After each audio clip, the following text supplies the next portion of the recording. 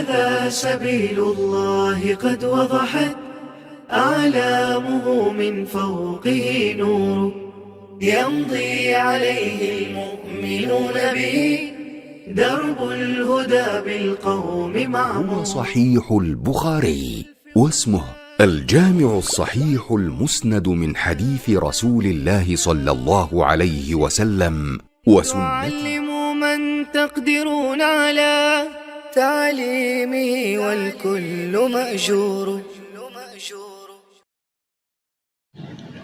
بسم الله الرحمن الرحيم. باب قول النبي صلى الله عليه وسلم رب مبلغ او عام سامع. باب ہے نبی صلی اللہ علیہ وسلم کا فرمان، بہت سے آدمی جنہیں بات پہنچائی جائے وہ سننے والے سے زیادہ یاد رکھنے والے ہوتے ہیں۔ حدثنا مسدد قال حدثنا بشر قال حدثنا ابن عون عن ابن سیرین عن عبد الرحمن بن ابی بکرۃ عن ابیہ ذکر النبی صلی اللہ علیہ وسلم قعد علی بعیرہ۔ ابو بکرہ رضی اللہ عنہ سے روایت ہے، انہوں نے نبی اکرم صلی اللہ علیہ وسلم کا ذکر کیا کہ آپ اونٹ پر سوار تھے۔ وَأَمْسَكَ إِنسَانٌ بِخِطَامِهِ أَوْ بِزِمَامِهِ، اور ایک انسان نے اس اونٹ کی مہار پکڑی ہوئی تھی۔ قال، تو آپ صلی اللہ علیہ وسلم نے فرمایا أَيُّ يَوْمٍ هَذَا، یہ کون سا دن ہے؟ فَسَكَتْنَا حَتَّى ظَنَنَّا أَنَّهُ سَيُسَمِّيهِ سِوَى اسْمِهِ۔ تو صحابہ کرام کہتے ہیں کہ ہم خاموش رہے یہاں تک کہ ہم نے سمجھا کہ آپ اس کے نام کے سوا اس کا کوئی اور نام رکھیں گے۔ قال، آپ نے فرمایا الیس یوم النحر، کیا یہ یوم النحر نہیں ہے؟ قلنا، ہم نے کہا بلا، کیوں نہیں؟ قال، تو آپ نے فرمایا فأی شہر ھذا، یہ کون سا مہینہ ہے؟ ہم خاموش رہے اور ہم نے یہ گمان کیا کہ آپ اس کے علاوہ اس کا کوئی اور نام رکھیں گے۔ تو آپ نے فرمایا کہ الیس بذی الحجہ، کیا یہ ذو الحجہ کا مہینہ نہیں ہے؟ ہم نے کہا بلا، کیوں نہیں؟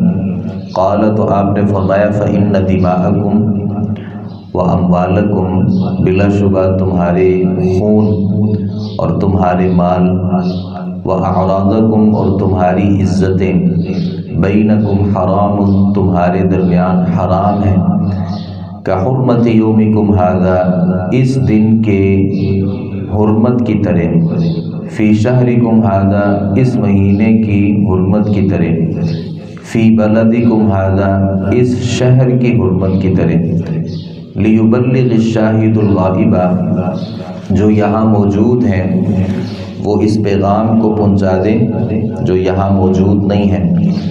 فإن الشاہد عسى أن يبلغ من هو أوعى له منه، تو آپ صلی اللہ علیہ وسلم نے فرمایا کہ جو حاضر ہے ہو سکتا ہے وہ اس شخص کو یہ بات پہنچا دے جو اس سے زیادہ اسے یاد رکھنے والا ہو۔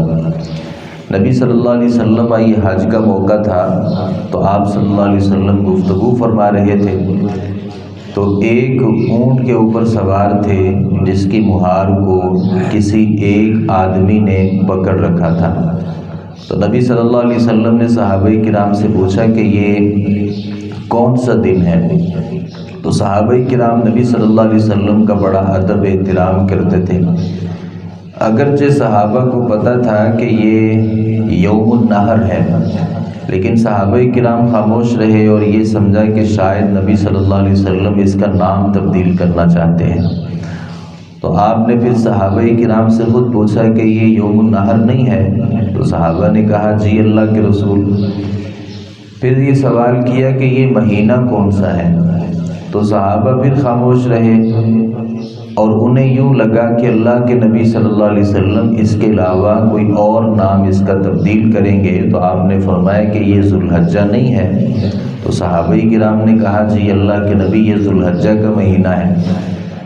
تو آپ صلی اللہ علیہ وسلم نے پھر ایک تاریخی حکم ارشاد فرمایا، کیونکہ اس سے پہلے لوگ مکہ مکرمہ کی حرمت کا خیال رکھتے تھے، کعبہ کی حرمت کا خیال تھا، اور ذوالحجہ کے مہینے کا احترام تھا، اور اس سارے علاقے کا احترام تھا، لیکن ان کے نزدیک ایک مسلمان جو انسان ہے اس کی عزت کی کوئی حیثیت نہیں تھی۔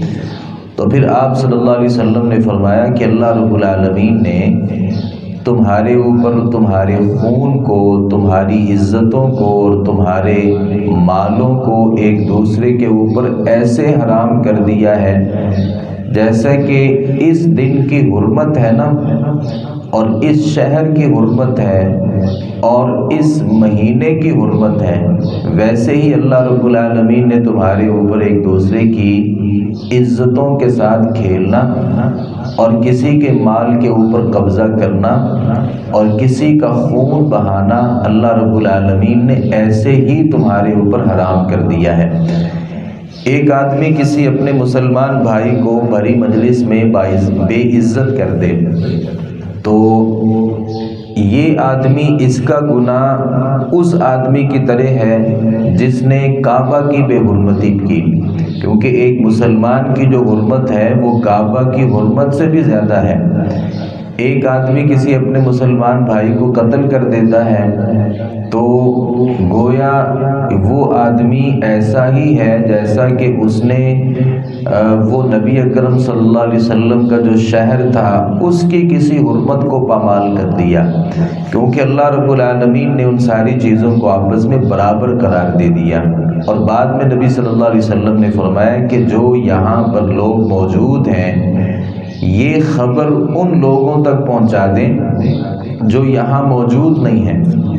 اور آپ صلی اللہ علیہ وسلم نے اس کی ایک وجہ ذکر کی کہ ممکن ہے کہ جو آدمی بیان کرنے والا ہوتا ہے وہ کسی مسئلے کو یاد نہ رکھ سکے اور جس سے وہ بات بیان کی جا رہی ہو وہ اسے زیادہ یاد رکھ لے، ایسا ہو سکتا ہے۔ اور امام بخاری رحمۃ اللہ علیہ نے یہاں اس لیے اس روایت کو ذکر کیا کہ جو آپ بات سنیں قرآن کی یا حدیث کی اسے آگے لوگوں تک پہنچائیں، کیونکہ یہ ضروری ہو جاتا ہے کہ کسی آدمی کے پاس ایک حدیث بھی ہو تو وہ اسے اپنے پاس رکھے نہیں، بلکہ اپنے پاس بھی رکھے اور اسے آگے لوگوں تک پہنچائیں۔ تو ہم لوگ جب مسجد میں آتے ہیں اور یہاں کسی گفتگو میں شریک ہوتے ہیں تو جو گفتگو ہم سنتے ہیں اور جو مسئلہ ہمیں بیان کیا جاتا ہے اسے جا کر کے اپنے گھر والوں کو بتانا یا اپنے دوست احباب سے ذکر کرنا، یا آپ کسی دکان فیکٹری میں ہیں اور آپ کے جو کولیگ ہیں وہاں پہ ان کے سامنے اس بات کو جا کر کے رکھنا، یہ میری آپ کی ذمہ داری ہوتی ہے۔ ممکن ہے کہ وہ مسئلہ آپ کے ذہن سے نکل جائے لیکن اسے یاد رہ جائے، اور یہ بھی ممکن ہے کہ آپ اس کے اوپر عمل نہ کریں لیکن جسے آپ بیان کریں وہ اس کے اوپر ہمیشہ کے لیے عمل کرنے والا بن جائے، تو اس میں آپ کے لیے بھی ثواب ہے اور اس کے لیے بھی ثواب ہے۔ بسا اوقات کوئی آدمی، اور ہم میں سے بہت سے ایسے لوگ ہوتے ہیں جو مسئلہ آگے لوگوں کو اس لیے نہیں بیان کرتے کہ انہیں اس کی گہرائیوں کا علم نہیں ہوتا، تو ہم یہ سمجھتے ہیں کہ جب تک مجھے اس مسئلے کی گہرائی کا علم نہیں ہوگا میں آگے اس مسئلے کو بیان ہی نہیں کروں گا، یہ بھی غلط بات ہے۔ آپ کو جتنا اس مسئلے کا علم ہے آپ بیان کریں، ممکن ہے کہ جسے آپ بیان کریں گے اللہ اسے زیادہ سمجھ دے دے اور وہ زیادہ اس کو سمجھنے والا بن جائے۔